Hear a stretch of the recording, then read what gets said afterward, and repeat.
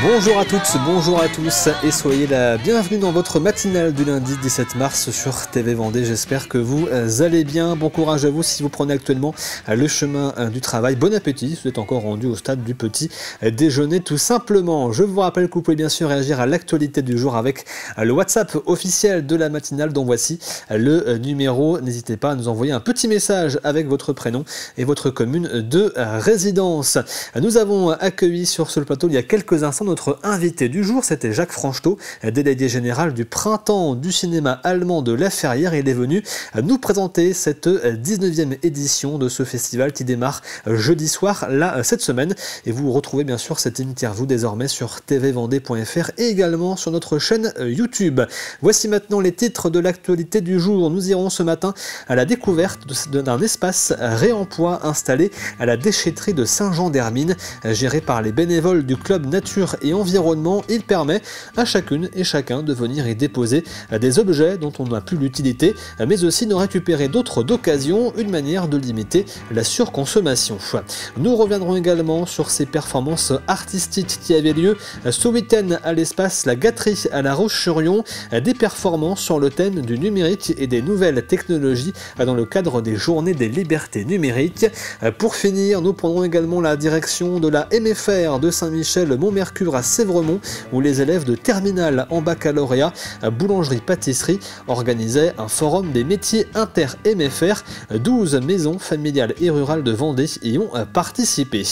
Mais avant de développer ces titres, on se tourne vers votre météo pour aujourd'hui. Avec un ciel un peu nuageux ce matin sur l'ensemble de la Vendée. Les températures sont bien fraîches, comptez à 0 degré dans les terres, 1 degré sur la côte. Dans l'après-midi, les éclaircies devraient faire leur apparition par le sud du département. Il fera un petit peu plus chaud avec 9 degrés dans les terres et 11 degrés sur le littoral. On fait le point également sur les marées pour aujourd'hui, avec une basse mer à minuit 15 et midi et demi, pleine mer à 6h et 18h15, coefficient de 86 à 83. Le passage de Goix, lui, sera au plus bas et au plus praticable un petit peu avant 13h. On fait le tour, comme tous les matins, des marchés du jour avec celui de Esnay. Ce matin, c'est place de l'Église. On a également dans le sud-est du département celui de Benay, c'est de 8h à midi, place du Champ de Foire. Et puis également le marché de Jars-sur-Mer de 8h à midi et demi, place des Ormeaux. On fait un petit point également sur vos conditions de circulation. Rien de spécifique à vous indiquer ce matin, si ce n'est les bouchons, les ralentissements habituels, notamment du côté de La Roche-sur-Yon, mais aussi à l'entrée des Sables d'Olonne. Quelques zones de travaux néanmoins à vous indiquer. Si vous empruntez l'axe La Roche-sur-Yon, La Ferrière, il y a des circulations alternées avec des travaux sur le réseau de fibre optique.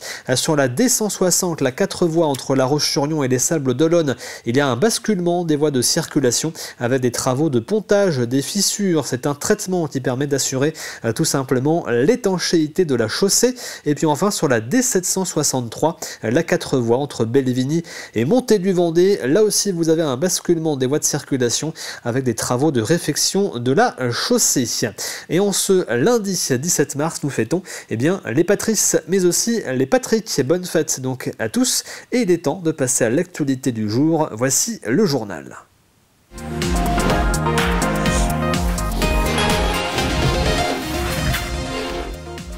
C'est un partenariat important qui a été signé entre le service départemental d'incendie et de secours, la préfecture, l'association des maires et présidents de communautés de communes et Vendéo. Il s'agit du DECI, le plan défense extérieure contre l'incendie. 122 communes du département en font déjà partie. Il permet d'identifier les aménagements nécessaires pour renforcer la couverture en eau afin d'utiliser cette dernière dans la lutte contre les incendies. Depuis tout temps, en fait, le réseau d'eau potable a assuré la couverture incendie. Et donc, de façon naturelle, Vendéo et les collaborateurs de Vendéo se sont inscrits dans cette cellule qui est pluridisciplinaire, qui est faite d'experts pour assurer ces études de schéma de couverture incendie pour les communes de Vendée. L'idée, c'est vraiment qu'on soit le plus réactif et qu'on permette d'arriver au plus vite. Et grâce à la connaissance des sapeurs-pompiers, du territoire et des bornes à incendie, de la défense à incendie sur les communes, ça rendra beaucoup plus efficient la prise en compte de l'incendie quand il va se déclarer. Donc on est vraiment là sur une question, un enjeu de sécurité et puis de sécurité pour les personnes et pour les biens, évidemment. Apporter des objets dont on ne se sert plus et en récupérer d'autres d'occasion dont nous pourrions avoir besoin, c'est le principe simple de cet espace réemploi installé à Saint-Jean-d'Hermine. Il est entièrement géré par des bénévoles, ceux du club nature et environnement de la commune. Il est installé sur le site de la déchetterie qui dépend de la communauté de communes Sud-Vendée Littoral. L'objectif du lieu est de limiter la surconsommation. Reportage de Grégoire de Châtillon. Des objets propres et entiers déposés par les particuliers ici, dans cet espace accessible à tous. C'est l'espace réemploi de la déchetterie de Saint-Jean-d'Hermine. Tout a démarré il y a quelques années grâce à la volonté, grâce à la conviction d'une association, le Club Nature et Environnement de la commune. Nous sommes convaincus qu'il faut arrêter de surconsommer et puis arrêter d'enfouir nos déchets dans la terre. On creuse des trous un peu partout pour enfouir nos déchets. Ça crée aujourd'hui du lien social parce qu'on a des gens qui viennent parce qu'ils n'ont pas de moyens. Je récupère ou je ramène selon ce que j'ai plus besoin à la maison. Que ce soit des jouets, de l'électroménager, des meubles, ça dépend de ce que j'ai à la maison qui ne me sert pas. Déco, livres, bricolage, vaisselle, jouets, bien organisés et rangés par les bénévoles. C'est une aubaine de ne plus voir ça partir dans la benne. Ici, il n'y a pas d'histoire d'argent. Cela tourne bien, c'est un succès. On voit que ça bouge beaucoup parce que quand on dépose des choses, il suffit de revenir 1 heure après, ça y est plus forcément. Quand on vient, on voit qu'il y a beaucoup de turnover au niveau des objets. C'est très intéressant parce que ça répond à une demande. Ça permet d'éviter tout ce qui n'est pas jeté dans les bennes en fait peut être réutilisé ici. Là, c'est assez atypique parce que c'est un espace qui est complètement ouvert. Donc, les bénévoles essayent d'être présents un maximum du temps pour justement garder cette organisation, pouvoir faire de la sensibilisation pour expliquer aux personnes. Ce qui est gratuit et rare, il est recommandé de ne pas en abuser. Notez qu'il est également interdit de se servir pour revendre. Le week-end dernier était consacré à l'opération J'aime ma nature propre portée par la Fédération départementale des chasseurs qui a donc organisé une opération, un ramassage des déchets laissés en pleine nature dans 12 communes vendéennes comme à Couex où une vingtaine de personnes se sont réparties le travail sur 5 circuits de ramassage. L'an passé, l'opération avait rassemblé 140 000 participants dans toute la France. On a pour objectif de mener des actions de préservation de la biodiversité. C'est aussi le ramassage des déchets, c'est aussi un bon moyen d'aller vers les gens, de sensibiliser les gens et de les rencontrer sur un ramassage qui a du sens, de faire participer les enfants aussi, ça permet aussi de les éduquer à cette problématique et également de se faire connaître, nous, en tant que fédération des chasseurs. Alors, ça ne sera pas le cas à Couex, mais sur les espaces naturels, ce qui est compliqué, ce sont les tout petits déchets. Les déchets qui ont de l'âge, en fait, et c'est ceux-ci qui posent le plus gros problème, à mon sens, parce que ce sont ces tout petits débris âgés qui sont ensuite ingérés par la faune sauvage et qui entrent ensuite dans la chaîne alimentaire. Donc je dirais que c'est ça qui pose le plus gros problème parce que c'est aussi les plus difficiles à ramasser. Dans le cadre des Journées Liberté du numérique, l'espace artistique de la Gâterie à La Roche-sur-Yon accueillait une exposition consacrée aux arts numériques afin d'offrir une réflexion critique sur un monde hyper connecté. 6 artistes étaient présents, travaillant sur le son, la sculpture, mais aussi l'intelligence artificielle, des œuvres immersives pour faire prendre conscience au public des dérives possibles du numérique. Reportage Anaïs Escalona. Son métallique, presque hypnotique, cet artiste musicien nous plonge en immersion dans son univers. Une expérience sonore inédite. Mon but, c'est déjà de m'amuser avec le son et puis de communiquer le plaisir de l'écoute en fait, aux autres. Parce que je pense qu'il y a énormément de gens qui connaissent énormément de morceaux de musique, mais qui n'ont jamais eu l'occasion de les écouter dans un vrai contexte studio ou un vrai contexte stéréophonique pour le coup. Je pense qu'il y a très peu de gens qui ont fait une expérience un jour de l'écoute, une expérience de l'écoute. Et, ne serait-ce que d'écouter les oiseaux par exemple. Un merle, extraordinaire. Ici, les instruments sont détournés. La harpe devient un terrain d'expérimentation. Juste en face, des machines, des câbles, des sons étranges. Chaque élément nous mène à la réflexion. Il y a des formes de réponses, mais c'est difficile. On ne peut pas demander à un artiste de donner une réponse pour la société, parce que même la société n'en a pas forcément. Alors du coup, comment on fait? On se pose des questions, on essaie d'y répondre par des œuvres, et après c'est le public aussi qui vient visiter, qui se crée lui-même des réponses et des questions. Une réflexion sur notre rapport au numérique, comment il façonne nos vies et nos perceptions. Ça touche le grand public parce que tout le monde, on est tous environnés de numérique, ou alors on est en fracture numérique, si on est peu entouré par le numérique. Et donc pouvoir proposer des événements de différents formats pour tous les publics, du public expert au public totalement novice en la matière, permet à chacun en fait de venir se documenter ou pratiquer un art ou autre, ou aller voir un film qui questionne notre vie d'aujourd'hui. Malgré la coupe des subventions régionales, la gâterie continue ses projets. La prochaine Natura Strata commence le 22 mars. Un rendez-vous à ne pas manquer pour soutenir la culture locale. Dans le cadre de leur épreuve de fin d'études, les élèves de terminale en baccalauréat professionnel boulangerie-pâtisserie de la maison familiale rurale de Saint-Michel et Montmercure ont décidé d'organiser un forum des métiers inter-MFR à destination des collégiens en classe de 4e et de 3e. La manifestation a rassemblé 12 MFR implantés sur le territoire vendéen. Métier du cheval, de la poissonnerie, de l'aide à la personne, les jeunes ont pu déambuler d'un stand à l'autre pour découvrir peut-être leur future profession. Reportage de Cyril Dillet. Bien loin du traditionnel forum des métiers, ici ce sont les jeunes qui parlent aux jeunes, à l'image de Luna, qui a souhaité représenter son établissement, la MFR de Bournezeau, spécialisée dans les métiers du cheval. Pour répondre aux questions des gens qui veulent potentiellement venir, et pour essayer de voir les différents élèves qui pourraient venir l'année prochaine ou les prochaines années. Ainsi, ce sont 12 MFR qui ont fait le déplacement pour présenter leur formation.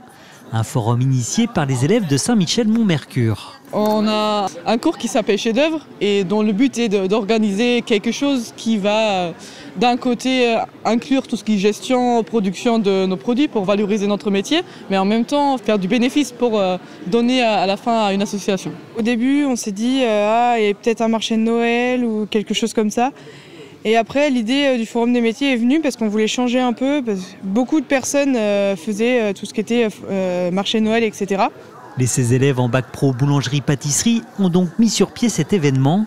Un travail de longue haleine qui porte aujourd'hui ses fruits. Ça fait 1 an qu'on travaille dessus. Et l'idée, c'est vraiment de développer leur prise de responsabilité, la prise d'initiative, l'autonomie, la gestion de projet, parce que c'est quand même un gros projet. Et c'est eux qui ont géré toutes les différentes tâches et missions qui leur ont été confiées. Donc à savoir la communication, la production des différents produits qui sont en vente sur le stand de restauration, l'organisation en général, tout en termes de matériel, le fait de contacter les MFR qui sont présentes aujourd'hui sur l'événement. S'adressant aux élèves de 4e et de 3e, ce forum a tenu toutes ses promesses. À noter que les fonds collectés lors de cette journée ont été intégralement reversés à l'association Itinéraire Vietnam. Il est temps de se tourner vers votre météo de la matinée maintenant et le ciel est plutôt nuageux sur l'ensemble de la Vendée. Mais les éclaircies devraient faire leur retour en fin de matinée par le sud du département. Le vent d'est souffle à une petite vingtaine de km/h et donne un ressenti bien froid ce matin.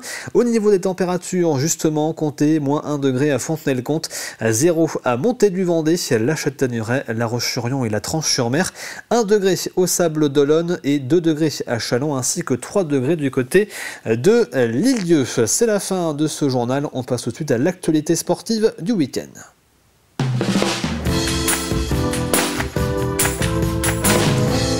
Et on commence avec un mot de basket et les résultats en National 1 masculine. Le Vendée Chaland Basket recevait Loun-Plage, victoire des Chalandais 95-83. Et les Sables Vendée Basket recevaient Mulhouse, là aussi victoire vendaine 96-88. En Wonder League, les filles de la Roche Vendée Basket affrontaient à domicile le club de Chartres vendredi soir. Un match serré jusqu'à la fin des 2 premiers quart-temps avec 34 points à 35. Les Lyonnaises vont ensuite prendre l'ascendant et elles s'imposent à la maison 76-60, une victoire importante. La victoire ultra importante, hein. Le match valait 4 points ce soir, donc on remporte le match, on va dire, le plus important quelque part de la phase retour. Voilà, donc après il va falloir regarder les résultats, mais là on a maintenant 2 victoires sur Chartres, 2 victoires sur Landerneau, on va à Tarbes.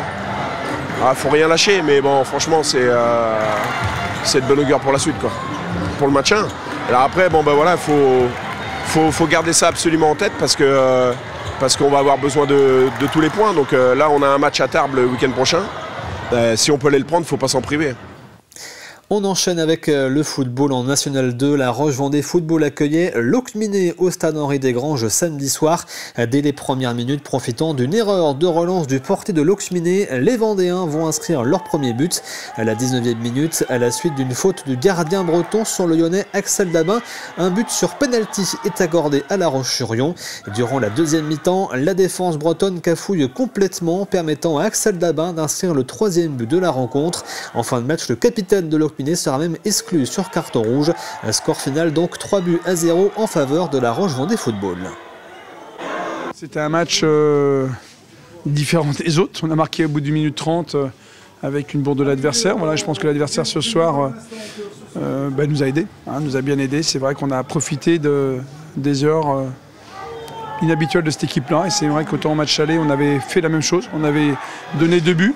Autant, voilà, ils nous ont rendu la monnaie de leur pièce sur ce match retour. Je pense qu'ils nous ont aidés sur ce match, mais c'est vrai que c'est des buts semblables qu'on a pu leur donner au match aller. C'est vrai que maintenant j'y pense à l'instant et c'est vrai que ça fait qu'on est reparti sans rien au match aller, ça fait qu'ils repartent sans rien au match retour. Donc nous on est satisfait forcément de ce résultat, ça nous fait du bien, ça concrétise un petit peu tout ce qu'on fait depuis un certain temps. Voilà. Donc on est dans une continuité, à nous de servir de ce match pour garder une dynamique qui peut nous emmener à de meilleurs moments, quoi. Direction la glace maintenant pour le premier match des quarts de finale des play-offs. Le hockey-glace lyonnais recevait Lyon samedi soir. Devant une salle comble, les Vendéens se sont imposés avec un match solide face au leader du classement. Un premier point dès la première minute de jeu, puis un deuxième but quelques instants plus tard. Le Hogli mène 2-0 à la fin du premier tiers-temps. Les Lyonnais reprennent du rythme ensuite, mais restent derrière à la fin du deuxième tiers-temps, 3-2. Dans la dernière partie du match, Camille Rojnoa vient libérer l'équipe avec un dernier point à quelques secondes de la fin, signant la victoire du Hogli vendéen sur le score de 4-2, un match retour dans une semaine. Déjà les gars, il faut les féliciter parce qu'ils ont fait un bon boulot sur la glace, donc on a bien géré le match. On savait qu'on joue contre Lyon, c'est l'équipe qui finit première sur la première phase. C'est des matchs qui sont serrés, en tout cas celui-là a été serré, il a tourné à notre faveur, donc la semaine prochaine on va à Lyon et on verra bien. On était toujours devant dans le score, c'est important. Et on n'a jamais relâché, même si on a pris des buts, on n'a pas lâché notre jeu. Un mot de volleyball maintenant avec la 14e journée de National 3 masculine. Montaigu-Vendée Boufféré recevait Saint-Jean-de-Bray hier après-midi au Boufféré All Sport. Les Montagutins se sont inclinés après un match difficile. Premier set remporté 24-26 par leur adversaire qui impose leur rythme jusqu'au deuxième set. Les Vendéens réagissent dans le troisième set avec 5 points d'avance 25-20. Mais ils cèdent finalement dans le quatrième et dernier set perdu sur le score de 18-25. Le Montaigu-Vendée Boufféré Volleyball reste donc à la 7e place du classement. Et je vous rappelle que vous retrouvez l'ensemble de l'actualité sportive ce soir, bien sûr, avec 85 chronos présentés par Aurélien Huard. Il est temps désormais de passer, comme tous les matins, au plus de l'info du jour.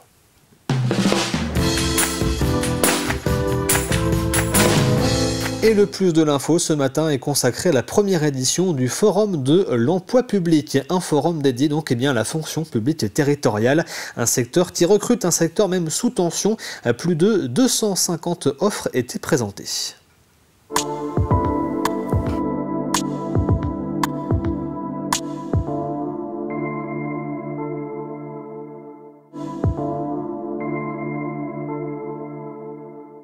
Je cherche surtout sur le secteur administratif. Donc là, j'ai vu notamment une offre à la Brune du Bois-Jucot qui pourrait m'intéresser. Et puis, ça fait quelques années maintenant que je cherche un emploi plutôt fixe. Mais là, je me dis que pour la saison, ça pourrait quand même être intéressant de découvrir aussi d'autres univers et d'autres façons de travailler.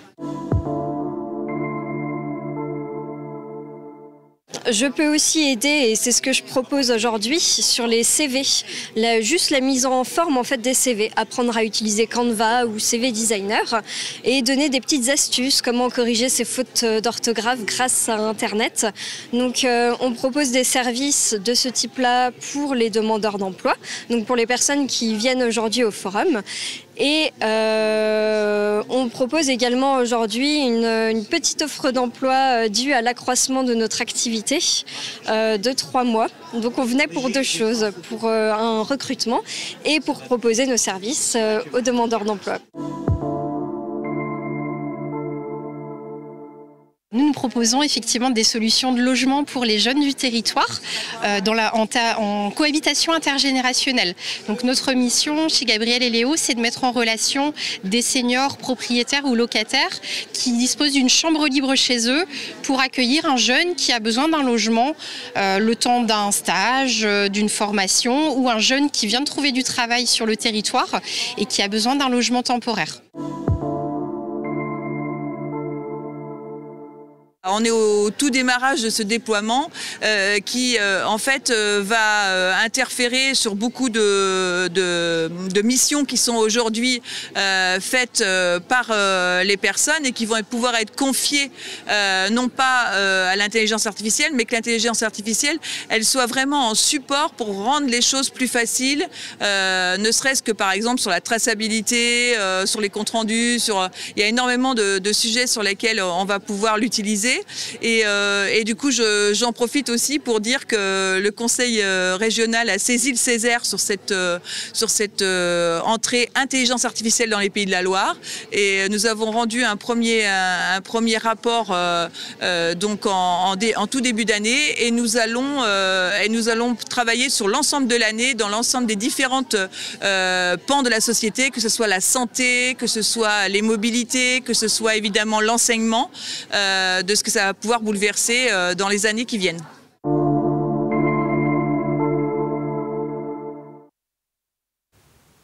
Et voici pour ce plus de l'info consacré donc à ce premier forum de l'emploi public. On passe maintenant à l'extrait du jour.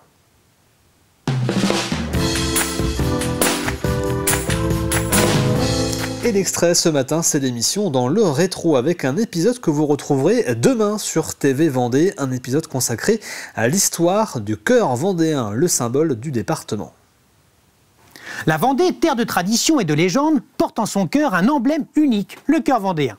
Ce symbole, bien plus qu'un simple dessin, est un véritable héritage, une marque d'identité profonde pour ce territoire. Mais d'où vient-il? Pourquoi ce double cœur entrelacé, surmonté d'une croix, est-il devenu l'âme de la Vendée? Remontons au XVIIIe siècle. À cette époque, la Vendée est une terre profondément catholique. La Révolution française bouleverse l'ordre établi, imposant des réformes qui entrent en conflit avec les valeurs des Vendéens. C'est alors que naît la guerre de Vendée, qui s'étend de 1793 à 1796. Le cœur vendéen puise véritablement ses origines dans cette époque troublée, bien qu'on en retrouve des traces bien avant, régulièrement représentées sur des meubles et des bijoux. Il est ainsi inspiré du Sacré-Cœur de Jésus, que portaient les soldats vendéens, les blancs sur leurs drapeaux et leurs uniformes, opposés aux républicains, les bleus. Et vous retrouvez donc ce numéro Dans le rétro demain sur TV Vendée. On revient rapidement sur les titres de l'actualité développés ensemble ce matin. Nous sommes allés donc à la découverte de cet espace réemploi installé à la déchetterie de Saint-Jean-d'Hermine. Il est géré par les bénévoles du club Nature et Environnement et il permet à chacune et chacun de venir y déposer des objets dont vous n'avez plus l'utilité, mais aussi d'en récupérer d'autres d'occasion. Nous sommes également revenus sur les performances artistiques qui avaient lieu ce week-end à l'espace l'espace La Gâterie à La Roche-sur-Yon, des performances sur le thème du numérique et des nouvelles technologies dans le cadre des journées des libertés numériques. Et nous sommes également allés à Saint-Michel-Mont-Mercure pour la première édition de ce forum des métiers inter-MFR organisé par les élèves de terminale en baccalauréat boulangerie-pâtisserie de l'établissement destiné aux collégiens de 4e et de 3e. Il est temps maintenant de passer au jeu de la matinale.